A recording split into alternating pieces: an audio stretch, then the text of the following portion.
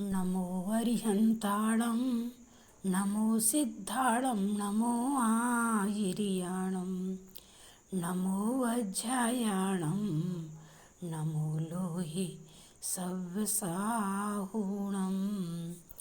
पणमीशिरसा नेमिं गुणरयण विभूषणं महावीरं सम्मत्तरयण निलयं पयडि समुत्थितड़ं भोजम। कल अपन लोगों ने आघातीय कर्मों के कार्यों को समझा था। उसमें से आयु कर्म का कार्य क्या था और नाम कर्म का कार्य, दोनों को आचार्य भगवंत ने उदाहरण देकर के समझाया था। अब आचार्य भगवंत गोत्र कर्म के कार्य को कहते हैं। गाथा नंबर 13। संतान कमेणा गए जीवायर्णस गोद मिदिषण्णा उच्चम नीचम चरणम उच्चम नीचम हवे गोदम। संतान कमेणा गए जीवायर्णस गोद मिदिषण्णा उच्चम नीचम चरणम उच्चम नीचम हवे गोदम। सबसे पहले गाथा छंद पर अर्थ लगाते हैं। संतान कमेण आ गए, संतान क्रम से आ गए माने चले आए। जीवायर्णस, आयर्णस निकलेगा जीव के आचरण को, गोदम इति सन्ना गोत्र संज्ञा को प्राप्त होता है। संतान क्रम से आए हुए जीव के आचरण को गोत्र कहते हैं। और वह गोत्र के कितने भेद हैं? 2। उच्चम नीचम चरणम, उच्च आचरण वाले को उच्चम चरणम उच्च गोदम, नीचम चरणम नीचम गोदम। उच्च आचरण से उच्च गोत्र कहा जाता है और नीच आचरण करने वाले से नीच गोत्र कहा जाता है। यानी कि गोत्र कर्म आचरण की प्रमुखता देता है।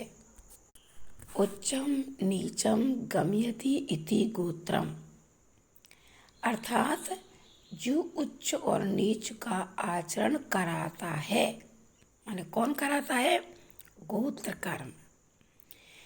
उच्च गोत्र वाला उच्च का आचरण कराता है और नीच गोत्र वाला या नीच गोत्र नीच आचरण कराता है।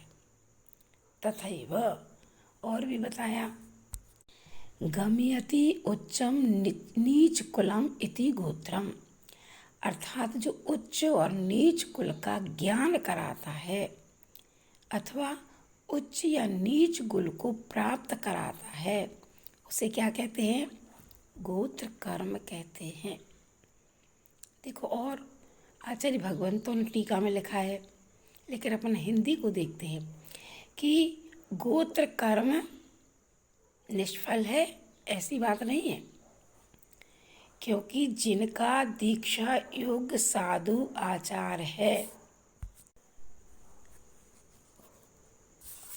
जिसका दीक्षा योग्य साधु आचरण है या आचार है, साधु आचार वालों के साथ जिन्होंने संबंध स्थापित किया है तथा जो आर्य इस प्रकार के ज्ञान और वचन व्यवहार के निमित्त हैं, उन पुरुषों की परंपरा को उच्च गोत्र कहा जाता है। देखो कितनी अच्छी बात कही। दीक्षा योग्य जिनके घरों में आचरण रहता है, यानी कि श्रावकत्वपना है, और जिन्होंने ऐसे परिवारों से संबंध स्थापित किया है जहाँ जिनके घरों में व्रती लोग रहते हैं, उन घरों से संबंध स्थापित किया हो, तथा जो आर्य है इस प्रकार के ज्ञान और वचन व्यवहार के निमित्त हैं, उन पुरुषों की परंपरा को क्या कहते हैं? उच्च गोत्र। आचार्य भगवंत ने, उमा स्वामी महाराज ने 2 प्रकार के मनुष्य कहे हैं, आर्याम लेक्षाश्च। तो आर्य किसे कहते हैं? जो गुण और गुणवान, या गुण और गुणों से जो सहित हैं, उसे आर्य कहा है। तो ऐसे आर्य कुल में जिन्होंने जन्म लिया हो, गुणवान पुरुषों की परंपरा में जन्म लिया हो, वो उच्च गोत्री हैं। और उनमें उत्पत्ति का कारणभूत कर्म क्या है? उच्च गोत्र कर्म है। यानी कि जन्म लेना अपने ऊपर निर्भर नहीं है कि हमें किस कुल में जन्म लेना है। हम भाव कर सकते हैं, लेकिन हमारा कर्म जैसा होगा वैसे ही हमें गोत्र मिलेंगे, ये वैसे ही कुल में हमें जन्म लेना पड़ेगा, ध्यान रख लेना। और इसके विपरीत नीच गोत्र में, इसलिए ऐसे कर्म करें हम कि कभी नीच गोत्र में हमें जाना ही ना पड़े। अपने अंतरंग में अपने परिणामों को ऐसा सुसंस्कार दें कि जिसके माध्यम से कभी नीच कुल में जन्म ना लेना पड़े। आगे बताएंगे कि किसके 9 कर्म कैसे होते हैं। देखो, कुल परंपरा के आचरण के विषय में आचार्य भगवंतों ने एक घटना का वर्णन किया है। कहते हैं, एक सियाल का बच्चा बचपन से ही सिंगनी ने पाला, क्योंकि सिंगनी जहाँ रहती थी वहीं उसे सियाल का बच्चा मिला, क्योंकि उसकी माँ खत्म हो चुकी थी। तो जो सिंगनी ने बच्चे को पाला और सिंगनी के बच्चों के साथ ही वह बच्चा खेलता था, बड़ा हुआ। एक दिन क्या हुआ कि खेलते हुए सभी बच्चे किसी जंगल में चले गए और वहाँ उन्होंने क्या देखा? हाथियों का समूह देखा। और देख करके जो सिंगनी के बच्चे थे भी तो हाथी के सामने हुए, परंतु वह सियाल जिसमें अपने कुल का डरपोकपने का संस्कार था, हाथी को देखकर भागने लगा। तब भी सिंह के बच्चे भी अपना बड़ा भाई जान करके उसका अनुकरण करते हुए अपनी माँ के पास लौट आए और उस सियाल की शिकायत की कि इसने हमको शिकार से रोका है। तब सिंहनी ने उस सियाल के बच्चे को एक श्लोक कहा, बहुत अच्छा। शूरोसी कृत विद्योसी दर्शन योषी पुत्र का यस्मिन कुले तमुत्पन्नो गजस्तत्र न हन्यते। हे पुत्र, तू सूरवीर है, विद्यमान है, विद्यावान है, देखने में सुंदर भी है, किंतु जिस कुल में तुम उत्पन्न हुए हो या जिस कुल में तुम उत्पन्न हुए हो उस कुल में हाथी नहीं मारे जाते। अतः तू यहाँ से भाग जा, नहीं तो तेरी जान नहीं बचेगी। तत्र गजा न हन्यते, वहाँ पर गज नहीं मारे जाते। यस्मिन कुले तुम उत्पन्न हो, जिस कुल में तुम उत्पन्न हो। और उसे सिंहनी अपने पास से भगा देती है, क्योंकि अब उसके बच्चे बड़े हो चुके हैं। क्योंकि सिंह का, ये सिंहनी का कुल अलग है और सियाल का कुल अलग है। खून के संस्कार होते हैं। इसलिए आज वर्तमान में जो परंपरा चल रही है कि अपनी कुल परंपरा ही नहीं देखते, जिस किसी कुल की बेटी को अपने घर में ले आते हैं और फिर बाद में पछताना पड़ता है कि अब क्या करें, अब क्या करें। पहले ही हमें समझ जाना चाहिए था कि समान कुल वाली जाति में ही रोटी बेटी के व्यवहार होना चाहिए। समान कुल यानी जिस कुल में वीतरागता की वंदना की जाती हो, जिस कुल में वीतरागता की आराधना की जाती हो, जिस कुल में अहिंसा का आचरण हो, हम उसी कुल की बेटी को लाएंगे ताकि हमारे घर में भी अहिंसा की परंपरा, वीतराग धर्म की परंपरा चलती रहे। क्योंकि रजवीर्य का संस्कार अवश्य बना रहता है खून में अपने, चाहे वे कैसा भी विद्यादि गुणों से सहित क्यों न हो जाए, उस पर्याय में संस्कार नहीं मिटता है। क्योंकि जैसे रजवीर्य से शरीर, मस्तिष्क व मन का निर्माण होता है, वैसे ही जीव के विचार होते हैं। खान पान का व बाह्य वातावरण का भी प्रभाव विचारों पर पड़ता है। इसलिए अपनी कुल परंपरा को व्यवस्थित रखना है तो अपने बेटों को समझाओ, अपनी बेटियों को संस्कार दो कि भाई ना तो हमें अपने गलत कुल में बेटियों को देना है और ना कोई ऐसी नीच कुल की बेटी को अपने घर में लाना है। हमें तो अपनी कुल की समानता चाहिए। हमारे कुल के आराध्य कौन हैं? वीतरागी हैं कि रागी हैं? हमारे कुल में अहिंसा पलती है कि हिंसा पलती है? हमारे कुल के संस्कार कैसे हैं? हमारे पिताजी के पिताजी कैसे थे? उनकी विचारधारा, उनकी परंपरा कैसी थी? उसी परंपरा को आगे बढ़ाना है। जब उसी परंपरा को आगे बढ़ाना है, उस कुल परंपरा को आगे बढ़ाना है, तो अपने बच्चों के साथ ऐसा व्यवहार करो कि वो धर्म से भी जुड़े रहें और अपनी कुल परंपरा से उन्हें प्रेम हो।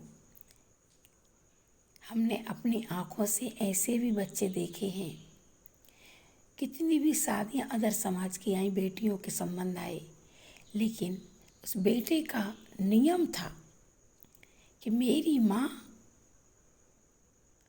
यदि मैं शादी कर लूँगा तो मेरी माँ से संबंध टूट जाएगा, मेरे घर का आचार बदल जाएगा, मेरे घर में कोई मुनि नहीं आएंगे आहार करने के लिए। तो उसने शादी नहीं की, सिर्फ अपनी कुल परंपरा के लिए बलिदान दे दिया। करूँगा तो जैन कुल की बेटी के साथ संबंध करूँगा, अन्यथा तो मैं बिना शादी के रह जाऊँगा। क्योंकि उसने अपने आँखों से देखा कि जिन कुलों में इस तरीके की बहुएं आई हैं, उस कुल के सारे संस्कार समाप्त हो गए हैं, कुल ही नष्ट हो गया। न साधु संतों की आहारचर्या होती उस घर में, न शास्त्र स्वाध्याय, न मंदिर जाने के संस्कार, कोई संस्कार नहीं रह जाते। तो अपने बच्चों को ऐसे संस्कार दो कि वो इस परंपरा से घबराए भी नहीं और अपने आराध्य के प्रति समर्पित रहे कि मैंने उस कुल में जन्म लिया है जिस कुल में वीतराग भगवान पूजे जाते हैं। मेरे आराध्य प्रभु देवादिदेव श्री आदिनाथ भगवान है। मैं जिन शासन नायक भगवान महावीर के कुल में उत्पन्न हुआ हूँ, मैं अपने निमित्त से इस कुल में दाग नहीं लगाऊंगा। मैं अपने निमित्त से इस कुल की परंपरा को विच्छिन्न नहीं करूंगा। इस तरीके का यदि अपने बच्चों में एक विचार उत्पन्न हो जाए, जैसे और दूसरे लोग अपनी कुल परंपरा को कितनी कट्टरता से निभाते हैं। यदि जैन समाज की बेटी भी उस कुल में गई है तो उसे वो ही मानना पड़ेगा। क्या गलत काम भी करना है तो वो करना पड़ेगा। तो क्या अपने अंदर ही कट्टरता नहीं आ सकती अपने कुल के प्रति? अपना कुल तो अहिंसा का कुल है। अपन तो बीतरागी कुल में जन्म लिया है। भगवान महावीर की कुल के जन्मे हुए वंशज हैं अपन। तो भगवान महावीर की कुल की परंपरा को अक्षुण्ण बनाना है और आगे तक ले जाना है, पंचम काल के अंत तक ले जाना है। तो आपको इस बात का ख्याल तो रखना ही होगा। अपने बच्चों को संस्कार बचपन से दो, घुट्टी में पिलाओ उनके लिए, और बीतरागी प्रभु के प्रति लगाओ, अहिंसा धर्म के प्रति लगाओ। यदि बच्चों का बढ़ता है तो समझ लेना कि हमारी आगे की परंपरा बहुत अच्छी चलेगी। कोरा जीवन निर्वाह के ज्ञान कराने से कोई फायदा नहीं। जिस ज्ञान से जीवन का निर्माण होता हो उस का भी ज्ञान जरूरी है। ऐसे धार्मिक संस्कार बच्चों को दे और आप भी पुरुषार्थ करें कि हम अपनी बेटी को इतनी अच्छी बहू लाएंगे, अपनी कुल परंपरा चलाने वाली, कि जिसके माध्यम से हमारी कुल परंपरा अच्छी चलती रहे। आया समझ में? इस गोत्र कर्म के कार्य को देखते हुए अपन कितने पराधीन हो गए हैं कि हमें किस कुल में जाना हमें मालूम नहीं, लेकिन उत्पन्न होने के बाद तो गौरव होता है कि हमने कितने अच्छे कुल में जन्म लिया है।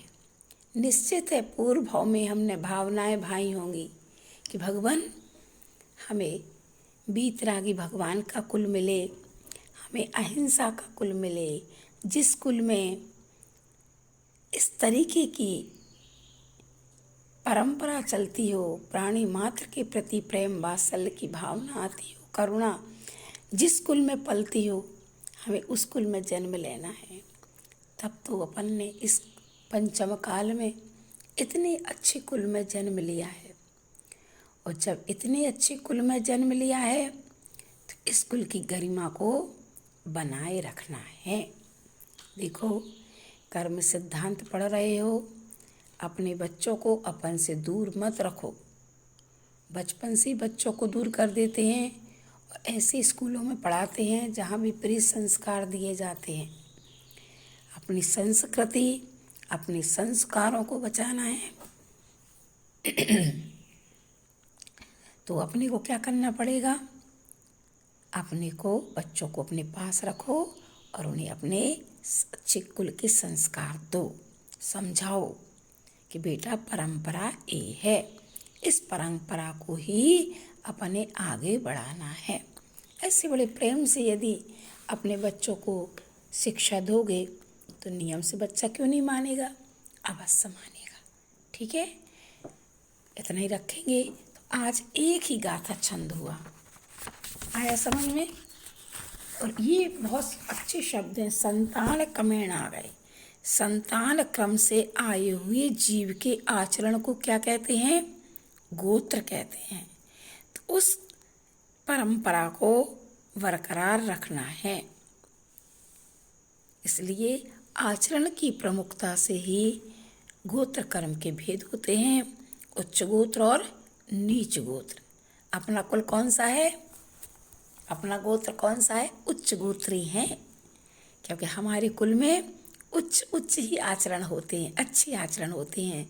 श्रावकत्व तो हमारे घर में पलता है, हमारे यहाँ इस तरीके की परंपरा है कि जहाँ किसी प्रकार की कोई भी गलत आचरण दिखाई नहीं देता है। ठीक है, इतना ही रखें।